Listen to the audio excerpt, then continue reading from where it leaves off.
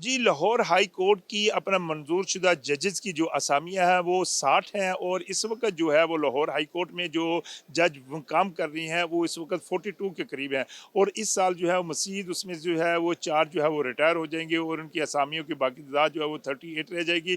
सुनने में यही आ रहा है कि चीफ जस्टिस साहिबा इन असामियों को पुर करने के लिए जो है वो अपना प्रोसेस शुरू करने जा रही हैं और जो ये अपना हाई कोर्ट के अंदर जो ज़ेर इल्तवा मुकदमात हैं वो तकरीबन उनकी तादाद भी काफ़ी हद तक बढ़ती जा रही है। इस वक्त हमारे साथ जुवेद अनवर जंजुआ साहब जो अपना सुप्रीम कोर्ट के अपना सीनियर वकील है उनसे बात करते हैं कि ये सूरत हाल कब से है और ये जजेस की तादाद पूरे होने के बाद ज़ेर मुकदमा निपटाने में किस हद तक मदद मिलेगी। जी सर। बिस्मिल्लाहिर्रहमानिर्रहीम।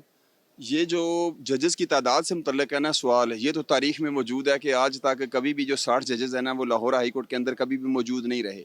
लेकिन इसके बावजूद इस वक्त चूँकि जो हमारे ऑनरेबल जजेस हैं, 4 जजेस इस साल जो है रिटायर होने जा रहे हैं, उसके बाद उनकी तादाद मज़ीद कम हो जाएगी। तो जजेस की कमी की वजह जो है ना ज़ेर इल्तवा मुकदमात है ना वो बढ़ जाएंगे। तो ऑनरेबल हाई कोर्ट के जो चीफ जस्टिस साहब हैं वो बड़े कंक्रीट स्टेप ले रहे हैं इनकी तरफ, और पहले भी उन्होंने काफ़ी ज़्यादा अच्छा काम किया इसके ऊपर। ख़ास तौर पर जब उनके पास अपने अदालत से मुतल्लिक़ कोई केस होता है तो वो इल्तवा नहीं देते, गैर ज़रूरी कभी इल्तवा नहीं वो देते।